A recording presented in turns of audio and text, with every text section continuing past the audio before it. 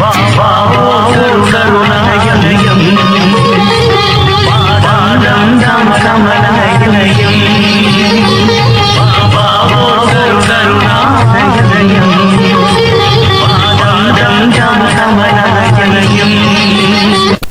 அப்பா உறவுகள் அனைவருக்கும் வணக்கம். சாய் அப்பா மேல நம்பிக்கை வைத்து அவரை நினைத்துக் கொண்டு இருக்கும் உங்கள் அனைவரின் வேண்டுதலையும் சாய் அப்பா நிறைவேற்றுவார். நல்லதையே நினைப்போம், நல்லதே நடக்கும் என்றும் சாய் அப்பாவின் அருள் உங்களுக்கு இருக்கும். நம் மனதிற்கு இதமான சாய் அப்பாவின் இன்றைய அருள்மொழியை கேட்போமா? அன்பு குழந்தையே, நலமாக இருக்கிறாயா அப்பா? என் நிலைமையை பற்றி தெரிந்து கொண்டே இந்த கேள்வியை கேட்கிறீர்களே என்று நினைக்காதே. இன்னும் எத்தனை நாள் கஷ்டங்களை அனுபவிப்பது என்று மனம் சோர்ந்து போய் உள்ள உனக்கு ஒரு நல்ல செய்தி சொல்கிறேன் கே. இந்த செய்தியை கேட்கும் போதே உன் கஷ்டங்கள் பாதி குறைந்துவிடும். இனி நீ கவலைப்பட வேண்டிய அவசியம் இருக்காது. உன் கஷ்டங்கள் படிப்படியாக தீரும். நீ ஆசைப்பட்ட மாதிரி ஒரு வேலை, உனக்கு பிடித்த மாதிரி திருமணம், மற்றவர்கள் புகழும்படி சொந்த வீடு, வாகனம் என அனைத்தையும் பெறுவாய். உன் குழந்தைகள் சிறப்பாக இருப்பார்கள்.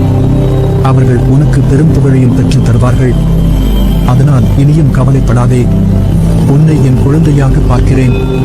தன் ஒரு குழந்தைக்கு கஷ்டம் வந்தால் ஒரு தாய் அமைதியாக பார்த்து கொண்டு இருப்பாளா? தன் குழந்தையின் கஷ்டத்தை போக்க அவள் எல்லா முயற்சியும் எடுப்பாள்.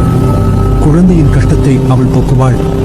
அப்படிதான் உன் கஷ்டத்தையும் நான் போக்குவேன். நீ ஜெயிப்பாய். மற்றவர்கள் பார்த்து வியந்து போகும் அளவுக்கு ஜெயிப்பாய். அந்த நம்பிக்கையை நீ ஜெயிப்பாய் என்ற நம்பிக்கையை முதலில் உன் மனதில் நீ கொண்டு வா. அந்த எண்ணம் உன் மனதில் வந்தாலே நீ பாதி ஜெயித்தது மாதிரிதான். என்னை தேடி நீ அலைந்து கொண்டு இருக்கிறாய்.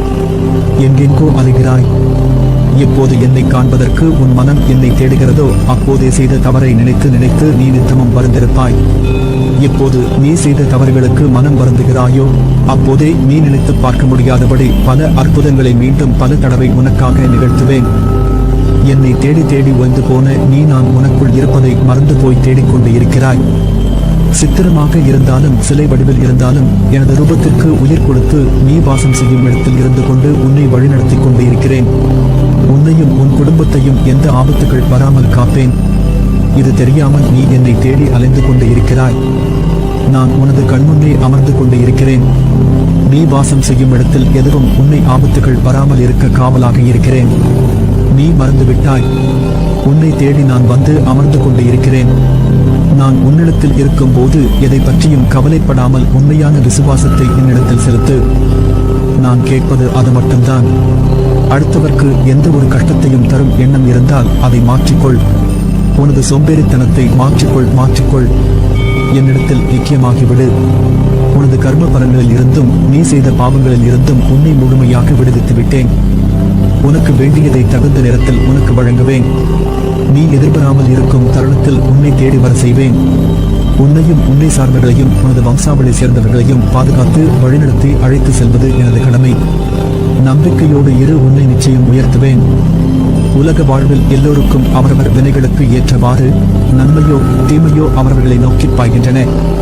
எது நேர்கிறதோ அதை பொறுத்து கொண்டு அதை எதிர்த்து சமாளித்து நிற்க கற்றுக்கொள். அதை விட்டுவிட்டு புலம்புவதால் எந்த ஒரு நன்மையும் கிடையாது. இந்த உணர்வுகளால் உன் உடல்நிலை தான் பாதிக்கும். உன்னுடைய கவலைகளை தூர எறி.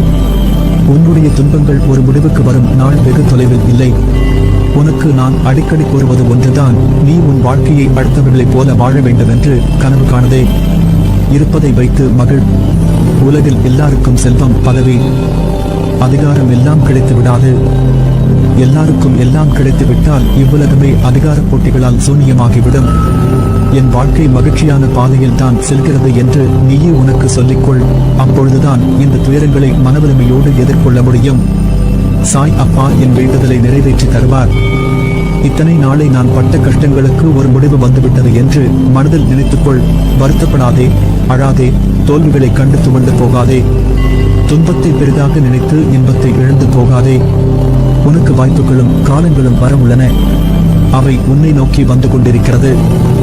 அவற்றை உனக்கு சாதகமாக மாற்றிக்கொள்வதற்காகவே இந்த சின்ன சறுக்கல் என்பதை உணர்ந்து புத்துணர்ச்சியோடு எழு. இனி நீ சுபிட்சமாக வாழ்வாய். நீ ஆசைப்பட்ட அத்தனையும் உன் கையில் கிடைக்கும். நீ சிரித்த முகத்துடன் சந்தோஷமாக வாழப்போகிறாய். அதனால் நீ எடுக்கும் முடிவுதான் நீ யார் என்பதை தீர்மானிக்கும். அதுவே உன் வாழ்க்கையையும் தீர்மானிக்கும். மனம் திருப்தியை அடையவில்லை என்றால் உன்னால் வெற்றி பெற முடியாது. முதலில் நான் நன்றாக இருக்கிறேன் என்று உனக்குள் நீ சொல்லிக்கொள். அப்பொழுதுதான் நீ செய்யும் செயல்களில் உன்னால் கவனம் செலுத்த முடியும். உனக்கு இப்பொழுது இருக்கும் மனக்குழப்பத்தில் இருந்தும் வெளியே வருவாய். எச்செயலிலும் முழு கவனம் செலுத்தும் போது மட்டுமே அதில் உள்ள நிலை குறையை புரிந்து கொள்ள முடியும். அதனால் இனி நீ எடுத்து வைக்கப் போகும் ஒவ்வொரு அடியையும் கவனமாக எடுத்து வை. பேசப்போகும் ஒவ்வொரு வார்த்தையும் கவனமாக பேசு. உன் எண்ணங்களை பொறுத்தே இந்த உலகத்தின் மீதான உன் பார்வை இருக்கும். சிலரின் வாழ்க்கை இந்த உலகத்தில் எப்படி வாழ வேண்டும் என்று கற்றுத்தருகிறது.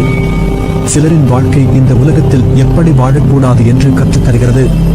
கோபங்களை குறைத்தும் சந்தோஷங்களை அதிகரித்தும் முகங்களை தொலைக்காமல் நிரந்தரமாக தக்க வைத்துக் கொள்ளுங்கள். வாழ்வதெல்லாம் வாழ்க்கை அல்ல. அன்போடு பேசி பண்போடு பழகி நேர்மையுடன் நடந்து உண்மையுடன் உழைத்து வாழ்வதுதான் வாழ்க்கை. நம் உழைப்பில் இருக்கும் கஷ்டத்தை பார்க்காமல் நாம் வேலை செய்தால் போதும், வெற்றி கிட்டும், சந்தோஷம் தானாக வரும். அடுத்தவரை காயப்படுத்தும் முன் நீ அந்த கஷ்டத்தை அனுபவித்த போது ஏற்பட்ட மன காயங்களை நினைத்துப்பார். வாழ்க்கையில் ஆசைப்பட்ட எல்லாமே கிடைப்பதும் இல்லை. கிடைத்ததை வைத்து வாழ். கவலை கொள்ளாதே. இந்நிலை கூடிய விரைவில் மாறும். நீ உன் லட்சியங்களில் வெற்றி அடையும்படி செய்வேன். உனது எண்ணங்கள் அனைத்தும் தவறாக நடக்கிறதே, என்ன செய்வது என்று யோசிக்காதே. அனைத்தும் மாறும். அதை மாற்றத்தான் நானே உன் வீடு தேடி வந்துள்ளேன். என் துணை உனக்கு இருக்கும் போது என்ன கவலை? எதிலும் நிதானமாக யோசித்து செயல்படு. அவசரப்படவே. நிச்சயம் வெற்றி கிட்டும். உன் வாழ்க்கையில் நடக்கின்ற யாவும் உன் கர்மவினைகளின் படி நடப்பவையே. உன் கர்மபந்தத்திலிருந்து விரைந்து விடுபட உன்னால் முடிந்த அளவு பிறருக்கு நீ நன்மை செய். உன்னிடம் உதவிக்கு வருபவர்களை உதாசீனப்படுத்தாதே. உன்னால் முடிந்த உதவியை நீ அவர்களுக்கு செய். அத்தர்மமே இக்கட்டான சூழ்நிலையில் இருந்து உன்னை காக்கும்.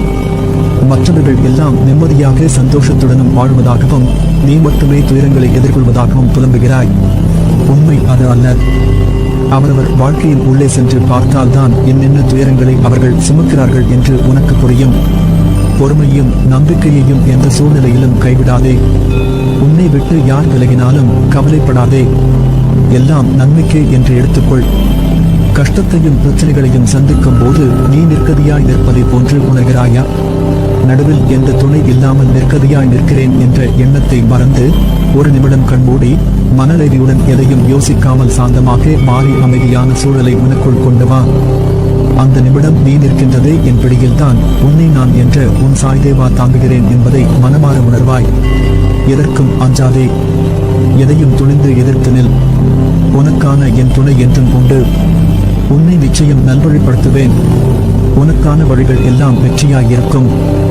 அதற்கு நான் பொறுப்பு. நீ மேன்மேலும் வளர்ச்சி அடைந்து வாழ்வாங்கு வாழ்வாய். உனது வாழ்க்கை எல்லா செல்வங்களும் பெற்று மகிழ்ச்சியாக மாறப்போகிறது. இவை அனைத்தையும் உன்னை வந்து சேரும்படி செய்வேன். அப்பா நான் இருக்கிறேன் நிழலாக என்றும் உனக்காக நீ செல்லும் இடமெல்லாம் உன்னுடைய வாழ்வில் நீ நிச்சயம் வெற்றியடைவாய். நல்லதே நடக்கும். நீ என் பரிபூரண அருளும் ஆசிர்வாதமும் அன்பும் பெற்ற என் பிள்ளை.